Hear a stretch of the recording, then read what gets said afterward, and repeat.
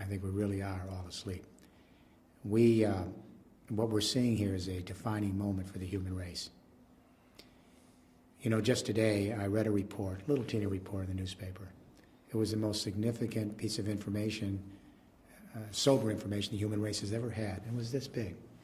And what the report said is that the Arctic is going to have open waters in 20 years in the summer. We need to understand what that means. There's never been open waters there in 3 million years. We are seeing a cataclysmic shift in the climate of this planet in real time right now. And if our scientists are right, we may see within 30, 40 years, maybe a century at the most, the potential demise of our species. We're really asleep all across the world. So I think we're at a pivotal point. We have 3 crises right now that are feeding off each other, and they put us in the middle of a perfect storm. First, the economic meltdown. Second, the energy crisis. Third, the real-time impacts of climate change now in agriculture, our ability to feed ourselves. The economic meltdown, let me say I disagree with some of my colleagues on this. This is not a financial meltdown or simply a bank crisis or a deregulation of the market crisis. That's the result. Unless we understand the crisis, we can't begin to understand the enormity of what we're presented with here. Here's what people have to know. President Obama's bailout program for the United States of America is $2 trillion. The total accumulated household debt in my country today is $15 trillion. We're broke. So the whole base of globalization, American purchasing power saves the world, it raises everyone's boat, it's over. This second industrial revolution is clearly on life supports. The technology's old, the infrastructure is old, the productivity is senescent. So that's crisis number 1. The second crisis that feeds off of that is energy, because the second assumption of globalization, cheap energy. So take your capital to cheap labor markets in Asia and elsewhere, let them produce the food and the manufactured goods and then ship it back, because energy's cheap. The problem is when oil went over $50 a barrel, something interesting happened. Inflation started to rear up from the food prices to petrol. When oil hit $147 a barrel in July of 2008, that's when the crisis hit. You'll recall the entire economic engine of globalization collapsed in July at $147 a barrel because the inflation was so high and all the prices, people stopped purchasing. Then the crisis hit 60 days later because you couldn't maintain that delusionary credit-based debt culture when the engine stops. Then the financial markets collapse 60 days later. They're connected. They're connected. And of course, what I think people need to realize is everything is based on fossil fuels. Our petrochemical fertilizers and pesticides for agriculture, almost all of our pharmaceutical products are fossil fuel based. Virtually all of our clothes, our power, transport, heat and light, all of our construction materials. The entire civilization was built off the carbon composites of the Jurassic Age. And now that price for oil is going up. Gas shadows oil, coal shadows gas, uranium all shadow each other. So when we hit 147 a barrel last year, the inflation was in all the prices across the supply chain.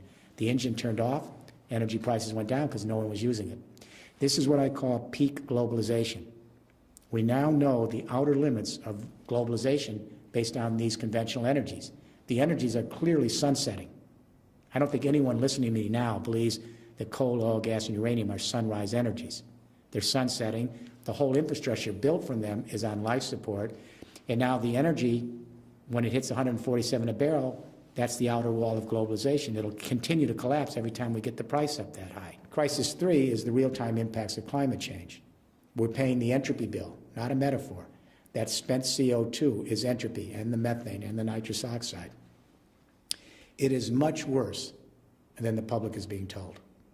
Much worse. But what I've realized in the last 30 years is we all got it wrong. We continue to underestimate the speed of climate change because we continued in our hubris not to understand the subtle feedback loops that trigger the next stage. It's moving so much faster than we thought. For example, when you look at the 4th UN climate change report in 2007, 2,500 scientists, 125 countries, it's light years different in its projections than the 3rd report in 2001. Because in 2001, we thought the glaciers were going to melt on our great mountain ranges maybe in the 22nd century. The fourth report in 2007 says they're melting in real time across every mountain range. And in the next 30, 40, 50 years, we'll lose over 60% of the glaciers. This is not about skiing. 1 out of every 6 human beings relies on those glaciers for their water, irrigation, sanitation. How do we repopulate a sixth of the world's population in 40 years? The third report in 2001, you'll recall, said, look to the Gulf of Mexico, we'll see more intense hurricane activity from the heating up of the waters and the planet by the 22nd century. The fourth report, Katrina, Rita, Gustav, and Ike, we are in real-time climate change. We've doubled the intensity of hurricanes, category 3s, 4s, and 5s. And actually, it's not academic. If you live on the Gulf Coast, from Florida to Texas, during hurricane season, every home has the weather dial, TV dial on. Is another hurricane coming? Is this it? Do we evacuate? They can't even get insurance anywhere on the coast for their homes. The third report, the Arctic, said the Arctic may begin to see open waters sometime in the mid-22nd century. The fourth report and the new report this week, open waters clear in the summer 20 years from now, after millions of years. So this is moving much quicker because of all the feedback loops.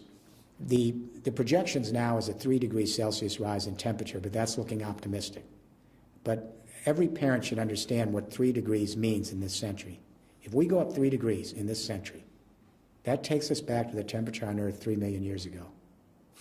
Human beings have only been here 175,000 years. We're the youngest species. If we go 2 to 3 degrees, and that's looking super optimistic, we'd have to radically change civilization. At 2 to 3 degrees, the UN Climate Panel reports, models show that we lose on the bottom end maybe 20, 25% of all the plant and animal life on Earth. On the top end, wipeout, 70% of all the assessed species gone. Now, we have had 5 waves of biological extinction on Earth in the last 450 million years in the geological record. Every time there was a mass extinction, it took 10 million years to recover the biodiversity we lost. As my wife says, we're not grasping the enormity of this moment. It's eluding us. It's worse, and it's worse now than we thought it was a year ago. For example, in the fourth assessment report, they mentioned the permafrost as a potential problem in Siberia. No studies in. Now the studies are coming in, and we're terrified because Siberia is all covered with frost. Under the frost is a time bomb. It's all the carbon deposits from the pre-ice age, because that was a teeming grassland full of animal and plant life. And when the climate tips, it tips very quickly in a few years. It tipped way back when, and all that carbon was captured under the ice. The ice is melting across Siberia. Carbon is coming up as CO2, and on the lake beds, it's coming up methane, which is 23 times more potent. And there's more carbon underneath there than all the tropical rainforest. It's all going up into the atmosphere. It is a ticking time bomb. And the journal Nature this year said it's accelerating 6 times faster than we thought 12 months ago. That's just one feedback loop. So let me end this part of the discussion with this thought. James Hansen is our chief climatologist in the United States government. He's the head of the NASA Goddard Institute for Space Studies.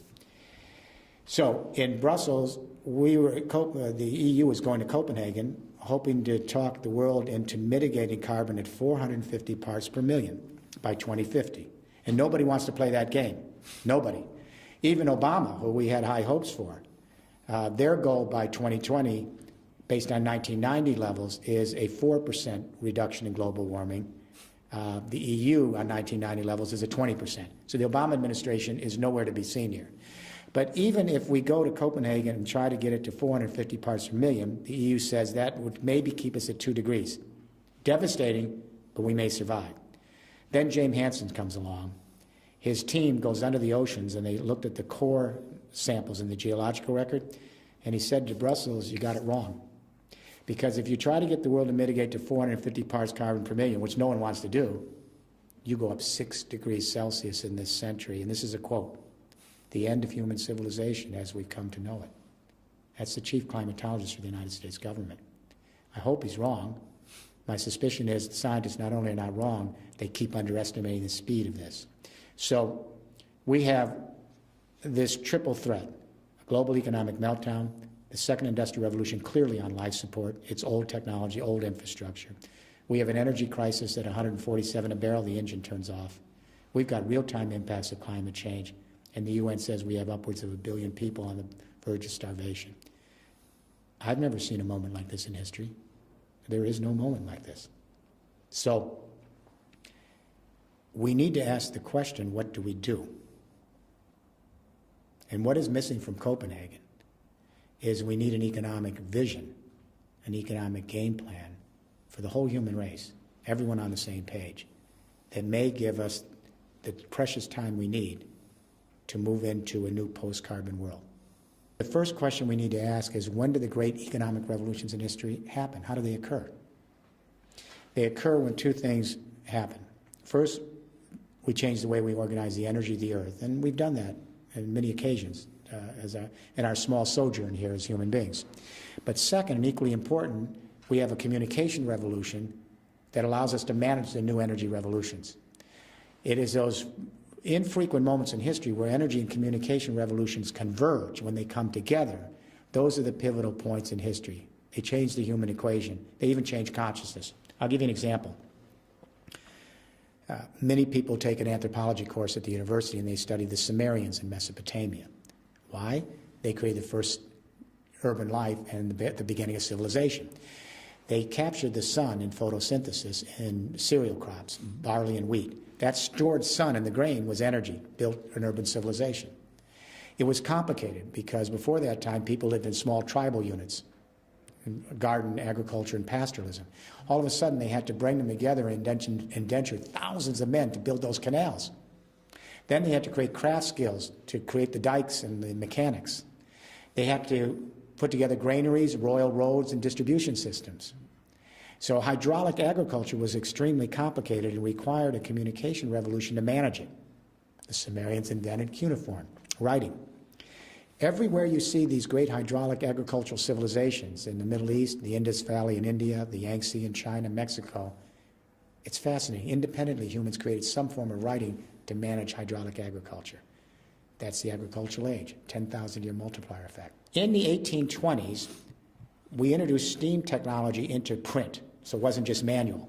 So linotype, rotary, steam technology allowed us to really create cheap, mass-produced, efficient print. Then in America and Europe, between 1830 and 1880, around that same time, we introduced public schools, mass literacy, and we prepared a communication revolution and a workforce that was literate that could then manage coal, steam, and rail and the complexities of the first industrial revolution. We could not have organized it in oral culture and with codex. It's obvious, but no one actually stopped to think about it. We had another convergence of communication and energy in the early 20th century. First generation electricity, telegraph was transitional between the first and second industrial revolution, the telephone. And then as marketing tools, cinema and radio, and later TV. This communication electricity revolution converged with oil, the internal combustion engine, and suburban rollout to give us a second industrial revolution. Those energies are in sunset now, coal, oil, gas, and uranium for that revolution. And the technologies and infrastructure of that second industrial revolution is old, senescent, and on life support. It collapsed last summer. We are, however, on the cusp of now of a third industrial revolution. It could get us through the door, maybe, I don't know, to address the enormity of climate change. I don't know if we'll get there in time. We had a very powerful communication revolution in the last 15 years. The personal computer and the internet. Satellite, wireless, and Wi-Fi connectivity. What is so interesting about this second generation communication revolution is it's quite different than the first. When I grew up on the first, centralized communications, top down. The second revolution is what we call distributed, and this is the key word. If people hear nothing else about what I'm saying, distributed, distributed, distributed. Now, 2 billion young people can send their own video, audio, and text to each other at the speed of light, open source, peer-to-peer. It's completely distributed. Think file sharing, YouTube, Wikipedia, revolution. Facebook. It's a revolution, the blogosphere. This ICT revolution, communication information revolution, is just now, in the last year, beginning to converge with a new energy regime, distributed energy. When distributed communication converges and begins to manage distributed energy, we have a powerful third industrial revolution that could jumpstart the global economy, take us to post-carbon era, create a sustainable quality of life if we get there in time. All right? So what are distributed energies? We have to distinguish them from elite energies, which I grew up on. Elite energies are coal, oil, gas, and uranium because they're not found in the backyard. They're only found in certain places in the world. So right away, they require huge military investments to secure them, because everyone wants them, huge geopolitical investments to manage them, everyone wants them, and massive capital to organize them. Coal, oil, gas, and uranium are the most centralized elite energies for a complex civilization ever created. They're on life support. What are distributed energies? After this interview, go outside in your home and you'll have all the energy you need in the backyard. The sun shines all over the world every day. The wind blows across the planet every day. We have a hot earth underneath us. It's the core of the earth is red hot for geothermal heat everywhere. We have garbage that can be recycled energy. We have rural agricultural and forestry waste into energy. Wherever you have your water, you can have hydroelectricity. The ocean tides are coming in every day, energy. So we have what we call distributed energies, renewables. They're found in every square inch of the water and land mass of this planet. So we have to think distributed. And the way to do that is pillar 2. And that is everyone listening to this should imagine that their building they're in right now becomes a power plant. I'm talking about every home, office, factory, technology park, every single building in this world in 30 years is converted to a partial power plant so that you can put a solar roof and suck the sun's energy into your house, into electricity. You can have vertical wind coming up the wall of your building, put it into electricity. The heat under the ground with a heat pump, geothermal, turn it into electricity. The small water supplies near you, turn it into electricity with hydro. The rural agricultural waste, turn it into electricity and your house collects it. If your home or your building, your office is on the coast, ocean tides. So the buildings, interesting enough, are the problem, they're also the solution. A third of the energy used in the world is buildings, and they commit a third of the CO2. They're the #1 cause of climate change. By the way, while we're on this, the #3 cause of climate change is worldwide transport. Does anyone know what the #2 cause of climate change is? We never talk about it. The #2 cause is meat production, especially beef. Beef production and consumption is now, our scientists tell us, the #2 cause of climate change because we have 1.3 billion cows out there. The methane release is enormous, and the nitrous oxide from the fertilizers and the CO2 from the processing. What's interesting to me is not one world leader in 192 countries has made one sentence statement on the #2 cause of climate change. Al Gore, who I deeply respect, has never made a statement that I know of on the #2 cause of climate change. How serious are we? So the way to jumpstart the global economy is construction, construction, construction. That's when you create millions of jobs. So we're going to have to convert the existing real estate stock all over the world and create new stock that's turned into power plants. Think mainframe computer, then you had your own desktop. Think centralized energies, now you produce your own. That's pillar 2. Then pillar 3. Pillar 3 is we had to raise the question in Brussels, how do we store renewable energy? Because unfortunately the sun isn't always shining. The wind isn't always blowing, and sometimes your water tables are down because of climate drought. You have less hydroelectricity. They're intermittent energies. So we have to think, how do you store these energies so that you have a safe, secure asset? We're going to use batteries, flywheels, capacitors, water pumping. They're all good storage technologies, but there's one universal technology that's going to be, I think, at the center. It's hydrogen. Now, we all know that hydrogen is the basic element of the universe. It's what we're made out of. It's the lightest element. When we use it as power, the byproducts are water and heat. Now, hydrogen is not a basic energy. It carries other energy. You've got to convert other energies. Our astronauts have literally been circling this planet for 30 years, and I don't think people know this. You know how they power their spaceships? The power is hydrogen, high-tech fuel cells. Time to bring it back to the Netherlands and Europe. Here's how it works. Say you, in your factory, your office, or your home, you're producing 20% of your electricity with a solar roof. At any one time, if you have a little electricity you're not using, Electrolyze water. Remember high school chemistry? The anode, the cathode, stick it in the water. The electricity allows the hydrogen to come out. You store it in a tank. When the sun's not hitting your roof, convert it back to electricity. Now people say, isn't that an energy loss? Of course. It's the second law of thermodynamics. Anytime you ever convert energy, you lose. That's what the second law of thermodynamics is about. If people understood how much energy they'd lose when we convert coal, oil, gas, and uranium, it's through the roof. All right? So we need hydrogen storage, and the European Union has committed an €8 billion public-private joint technology initiative this last year to put hydrogen storage across buildings and power and transmission lines. So, Pillar 1, renewable energies. The EU is committed to a third of the electricity, 20% of the energy. Pillar 2, we convert all of our buildings to power plants. Pillar 3, we store it with hydrogen. And then Pillar 4, this is where that communication revolution converges with the distributed energy revolution. We use the exact same technology that created the internet. It's identical. We take the power grid of the Netherlands and the EU, and in 25 years, we convert that transmission lines into an intergrid, an intelligent utility network that exactly operates like the internet. Technology is already here.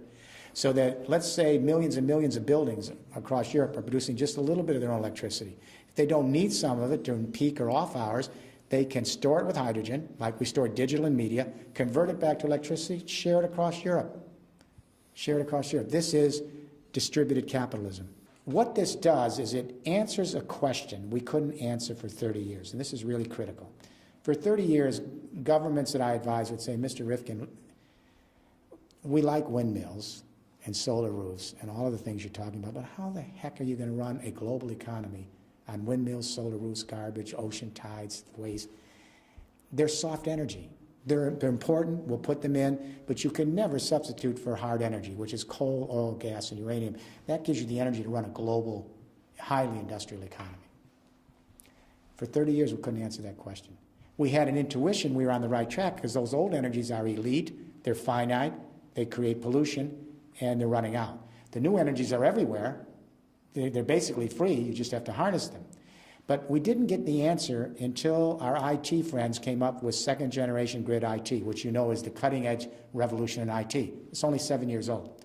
Now, the IT revolution, they now have software that allows us to connect hundreds of thousands or millions of desktop computers. They can connect them.